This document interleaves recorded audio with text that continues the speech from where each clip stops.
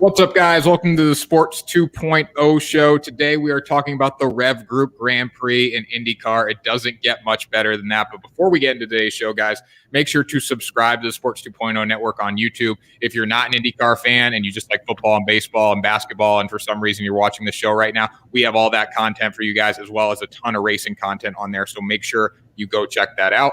As usual, I'm joined by my father, the fellow IndyCar content creator here at the Sports 2.0 Network, Jim Kern. He is live from Miami Beach in Florida. Jim, how you doing? I'm doing good.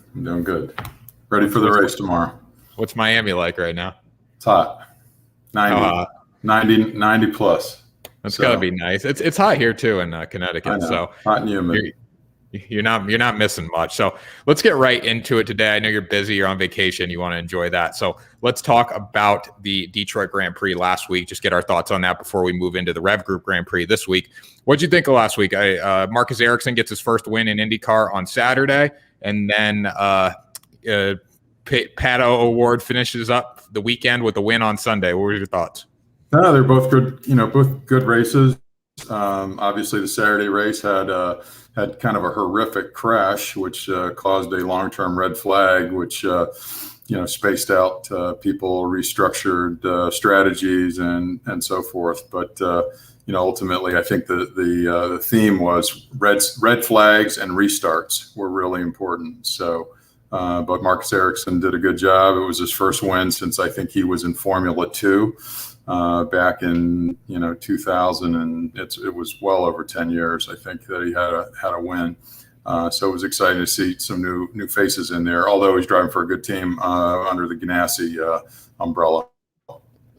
Now, what do you think of this season's roster when you really look at it? You have 19, 20, 21-year-olds. You have 30-year-olds. I mean, Marcus Ericsson isn't old by any means, but when you look at the Hertas and the Palous and the Awards, Marcus Ericsson's pretty old. Then you have the Dixons and those guys that are just grind it out every week, and they've been here forever. What do you think of this year's roster, and that really any driver can win no matter what their age is this year? Pretty much so. Yeah, pretty much so. I mean, I think what you're seeing is you've got really three levels.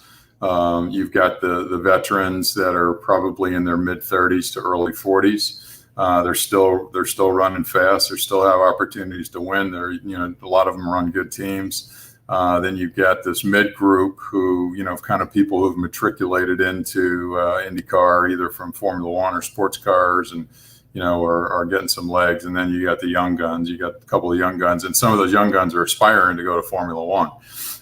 So, I wouldn't be surprised if you got one or two. You got Colton Herta maybe, from the U.S., but then Patto Award. You got a couple of the other guys from the foreign lands who are trying to get back and race in Formula One. Although IndyCar is a great landing spot for these guys today. Yeah, well, Patto, I heard an interview today. He said he's not leaving until he wins Indy 500. That's what he said today. He's not leaving. He's not going to Formula One because that's all the buzz is about right now. Everyone thinks he's going at the end of the season. I don't think he is. I think he's going to stay. What do you think? Yeah, I think he'll probably stay another year or so. I mean, he gets a Formula One test drive by winning the Texas. Zach Brown, the team leader for McLaren, gave him threw down a challenge, and he won the race. So he was able to actually secure a test drive at the end of the season. It'll be interesting to see. The challenge with some of these guys is they're not used to the tracks in the foreign lands.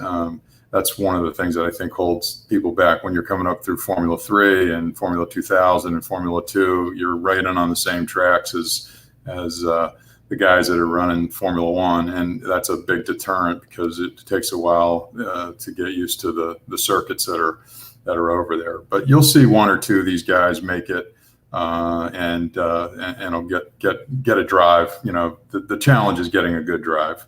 That's there's such a disparity between the teams over there, between the good teams and the have-nots.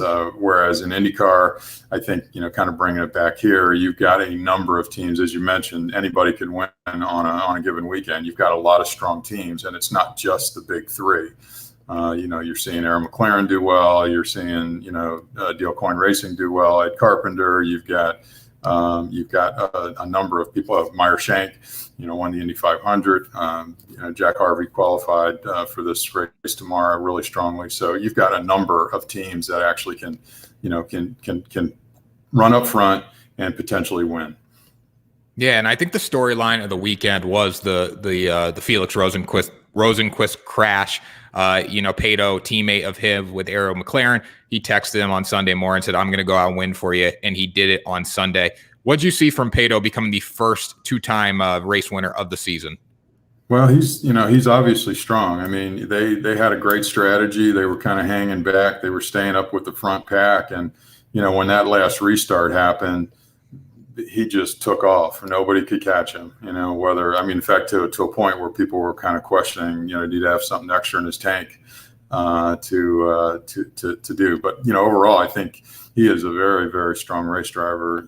Just from his experience. I mean, he won on the ovals in Texas. He won on the road courses. He's won. I think on Saturday he finished third. He was on the podium. Yeah, third and first. Yeah, third and first. So he had a great weekend there on a tough track. Detroit's a pretty rough circuit to run on, especially when you're don't have a lot of experience there. Yeah, and we saw that last weekend for sure. Now, Patto, Team Chevy, he's also part of Team Chevy. You have a Chevy T-shirt on. I want you to tell the listeners how you got that shirt. Yeah, this was a freebie at Indy. We walked into the track, and Chevrolet had a station set up, and if you said, "Hey, you're interested in looking at a Chevy truck or car, you get a free T-shirt." So what the hell? I filled it out, and on the back it's Team Chevy. You see that? Yeah. Were you interested in buying a Chevy truck? Well, you know what? Hey,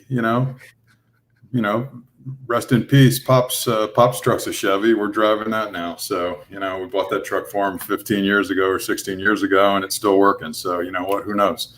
Yeah, you got a free shirt out of it. I get a free shirt out of it. So, all right. Anyway, so let's move in. All right, let's move into this weekend's race. The REV Group Grand Prix is on Sunday. The green flag is set to wave at noon. They had qualifying today. We're going to talk about that in a minute, but it's at Road America. Now, from what I've seen with the drivers and interviews, all these guys love Road America, just the pageantry of the course, huge property. A lot of fans come out. It's a big family weekend over Father's Day, of course. 4 miles, 14 turns. It's got a lot of fast straights, and it's got a lot of hard braking zones. What's your thoughts on Road America? Do you think there's going to be as many crashes and yellows as we had last weekend? Probably not, because it's a road course. It's a little more open. You're not kind of pinned in just with walls on a modified street course. So there's been some pretty wicked crashes over the years, though, because it is a fast course. But it's got a lot of history. It actually is a lot bigger, but reminds me of Lime Rock in Connecticut. It's just one of those courses that have been around for 50, 60 years. It's pretty sights. It's a great place for family, great place for picnics, and it's actually one of the most challenging courses in the world for a road course. And quite frankly, I think it might be the second longest course in between Formula One and IndyCar out there. I think the only other course is Spa in Belgium. Other than that, the courses tend to stay 2 to 3 miles, and this is a 4-mile course. So it's an interesting venue and a really pretty place. Yeah, I'm excited to watch it tomorrow on TV for sure. Now, we have 2 substitutions this week due to injuries. The first is a little surprising. Rinus VeeKay did not get hurt in a car. He got hurt on a bike on a 75-mile training run, got hit by a car. He's expected to race at Mid-Ohio, but he will not be in the lineup this weekend. Oliver Askew is going to take his place in the Ed Carpenter Racing. Ed Askew has raced a little bit in IndyCar. What's your thoughts on him? Well, he was, I think he was a 2019 Indy Lights champion. He got a full-time ride last year with Arrow McLaren, had a pretty bad crash in Indy, and then, ultimately ran a little bit of a light schedule, for the remainder of the year because he was having concussion symptoms, and then Arrow dropped him. So what was interesting is, they picked him back up for the second race last weekend, when Felix Rosenqvist crashed, and then he's come over to Ed Carpenter for this weekend. So he's an accomplished driver. He's a young guy. He's 26 years old. He's won in a lot of different race cars. And I would imagine, he gets a ride. He'll be back full time on the circuit. So he's young enough to do that. So. Now, as you said, Askew has been in the circuit for a little while. Now, the biggest story of the weekend, Kevin Magnussen is going to be making his IndyCar debut. This has been a dream of his to race in IndyCar, and he's raced in Formula One. He was with the Haas team. He's now doing sports cars, and we're going to see him probably our 4th of July weekend up in New York, aren't we? Yeah, hopefully. Hopefully we will. But, he's a legacy driver. His dad, Jan Magnussen, raced in IndyCar back in the mid-'90s. I think he had a couple seasons, if memory serves me correctly. Definitely an accomplished driver. I'm a fan of Kevin Magnussen and Roman Grosjean, especially if you're watching the Netflix Drive to Survive. They follow those teams pretty closely for the 3 seasons they had, but they both got dropped by Haas, opening up Roman Grosjean to come over to Dale Coyne Racing, and Kevin Magnussen's actually picked up a sports car ride with Ganassi and won last weekend in Detroit. So, it won't be surprising to me that he gets a full-time IndyCar ride at some point. But we'll see this weekend. He's obviously in a good car. It's going to take a while to get used to it, but look for him to definitely learn the course and learn the cars and run relatively strong. Does Magnussen have a chance at the podium this weekend? He's raced in Formula One. Those guys are considered the best drivers in the world, so he knows what these open wheel cars are like. He's having a really good year in the sports car circuit. What do you think? I think it would have to be, he'd have to have a really good strategy, either on, pitch strategy, brakes on whatever. But, he definitely can run hard. I read a little bit of story on him. I mean, he runs the cars really hard. He's not afraid to push them to the limits.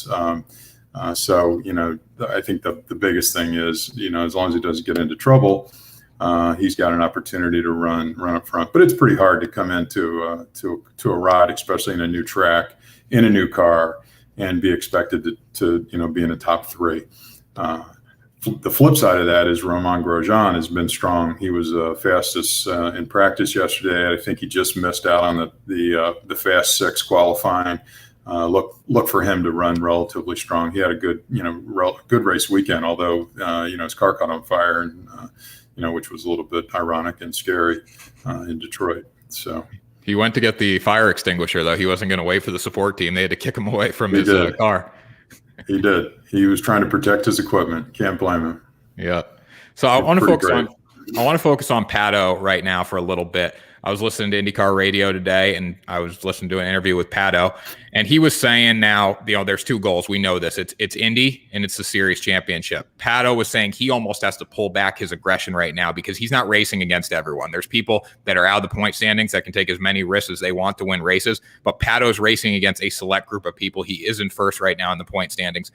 Do you think we're going to see an aggressive award this weekend like we saw last weekend? I mean, he was making passes that blew our minds last weekend. He was doing things that even veteran drivers would not do. Is he going to start toning back the aggression, or is he going to go for it? I think he's going to go for it. He's got he doesn't have experience on his side. He's still a youth. He's still thinking he's kind of invincible out there. It takes a lot of discipline to try to run conservatively fast. And I think that's something that you learn over time. So you don't see a lot of young guys being able to kind of push for championships because they're, normally either going to be running hard and winning races or they're going to crash out. But he's a very good driver for a young guy. And, it'll be interesting to see what happens. But I can't imagine him flipping the switch and running conservatively, thinking about points lead. He's thinking about winning races. I don't know. I'm going to disagree with you on that because he's quoted Scott Dixon, Mr. Consistency, a guy who, wants to win races, but he wants to win points. Every race he's going to get points if he can do that. He's not going to take chances to get in an accident to try to win a race. He wants points. He wants series titles, and that's why he's won 6 of them. So we look at the past winners, obviously, though. Dixon's in there twice. This is since 2016. I believe the race stopped at Road America. They stopped going there about 2009. Then they took a break till 2016.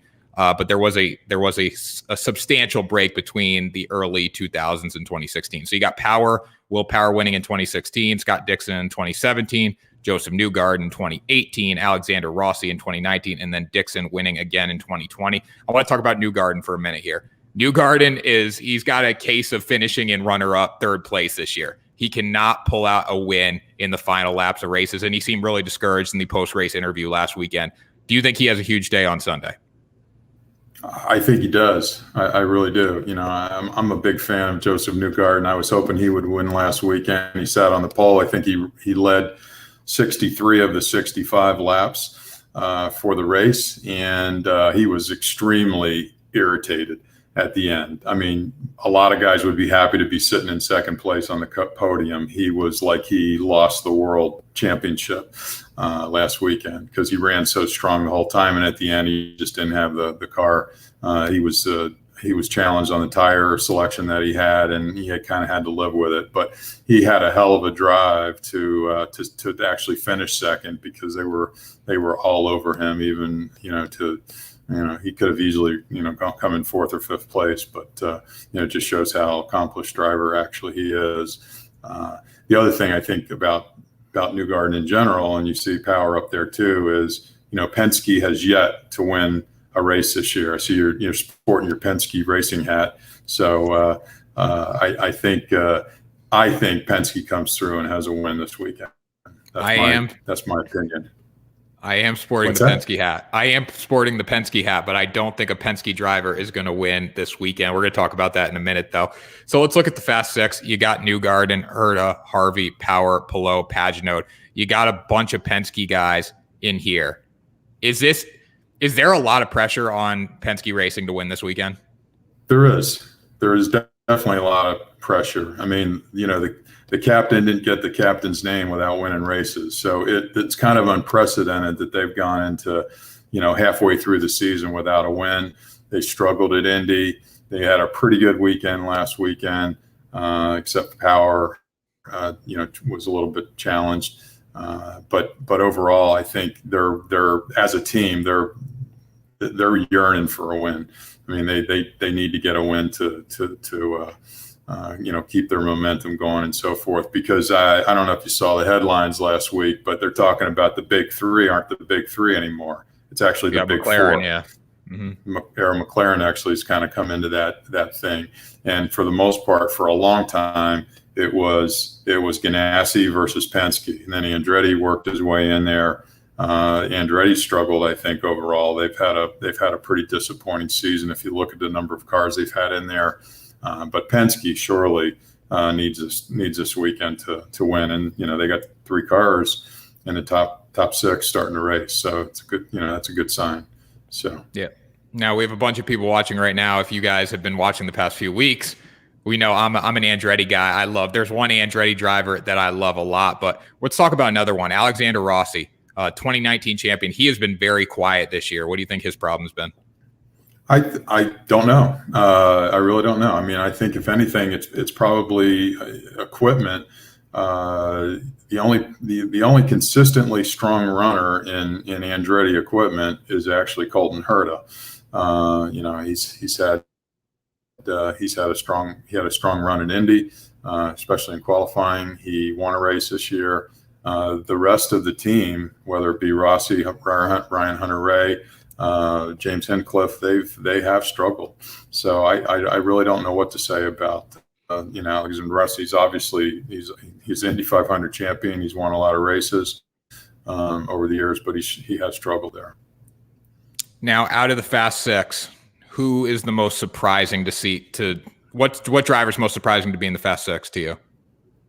I think Jack Harvey. There's no doubt. I mean, but his teammate won the Indy 500. So I mean, Meyershank Racing, they actually had a strong run.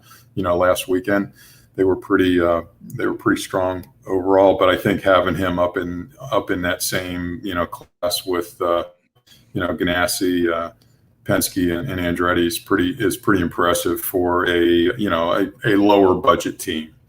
Obviously a team that can win races, but definitely not. They don't have the resources that the other teams have. Yeah. So let's talk about your top 3 picks. So we'll start with you. You got Newgarden, Power, Palou. You think Team Penske's going 1-2 in this race. What's your thoughts on this? Why Newgarden over Power, first of all?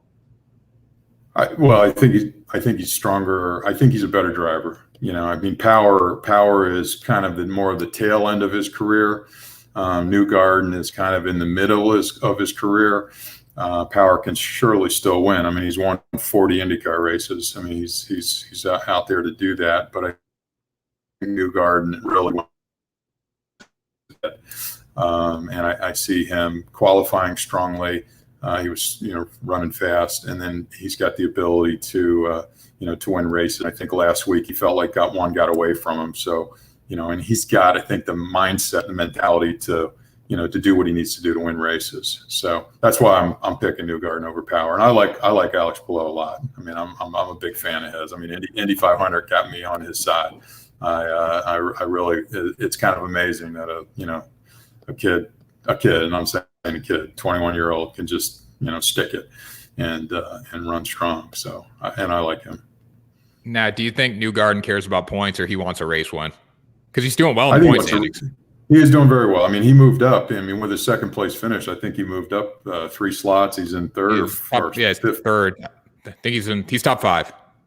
Top 5. Yeah. He moved up 3 spots, I think, last weekend. I mean, he took a big jump just by doing, that second place finish. But I think he's got enough. He's a former champion. He knows how to win championships, but he also knows how to win races. So I think you'll see him be have a strong weekend, assuming obviously that he doesn't get in an accident or he's gets out of good sequence or so forth.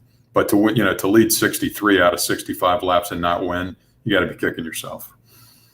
Yeah, because he definitely had the car to do it. I agree with that. I think Newgarden and Palou are in that top 3 there. But I like Colton Herta to win. I always like Colton Herta to win. He's my favorite driver. Why don't you like Colton Herta? You have an issue with Colton Herta for some reason. I don't know what it is, but I don't know. It must be legacy. I don't know. I think he's, I mean, I wasn't a big fan of his dad, Brian Herta, when he was racing, and now the son's after it. I think he's a little bit. I mean, he's obviously gifted. You don't get to where you're at that age. He's 20 years old. He's been driving for this is his 3rd season. I mean, it is kind of amazing. But he's a little cocky. He plays with a little chip. I mean, I like that in him. But he's I like the old guys too. So his post race interviews, it looks like he's not present, but also just making a joke of it. That's what I love that about him. It's just he's different. Yeah. He's definitely different. So and he should have got the win last weekend. Yeah, he should have. If he goes overseas and he's representing the U.S. in Formula One, I'd be real proud of that. You gonna buy his T-shirt? Yeah, I'd buy his T-shirt for sure. Like one for free, but filling out a form. Yeah. So any final thoughts on the Rev Group Grand Prix before Sunday? You guys can check out all my writing on there about the race. I'll have a race recap and a race preview up later today. But what are your final thoughts? Yeah, I'm excited. They were concerned about the weather. Potentially, today was a little warmer. I think actually they're potentially having some rain coming in later in the day. I don't know I haven't seen the latest weather forecast, but the race setups are going to be key, especially with changing conditions. So, whoever can adjust to that the best, get on the right tires, and if it does rain, make sure that they're making the right, the right changes when they have to make them. So we've been surprised so far, right? I mean, just about every race we get a little surprise, or somebody's going to run strong that you don't really expect, and you may see that tomorrow, but I think Penske picks up their win. I really do. I think it's time. Roger. It's about time for Roger to put one together here. I think Andretti gets one with Herta tomorrow, but that is it. You're right. Anything can happen. We've seen that all year, and I think that's a testament to the roster of drivers this year on the in the series. So make sure you guys subscribe to the Sports 2.0 Network on YouTube. Thanks for joining us. That was our Rev Group Grand Prix preview show. The race will take place Sunday at noon Eastern. I will have a preview, recap, all that good stuff up on noobsports.com. So make sure you check that out. Jim, thanks for joining me. Enjoy Miami Beach. Thanks for having me. It was fun. It was fun. So we will see you guys there a race next weekend? I haven't checked schedule. No, they're off. They're off before Mid-Ohio, I think. Right. I think they have a week off. So we will see you guys the Friday or Saturday before that, and we'll keep you updated on social media. Thanks for joining us. Have a great weekend, and go Colton Herta. Go Joseph Newgarden.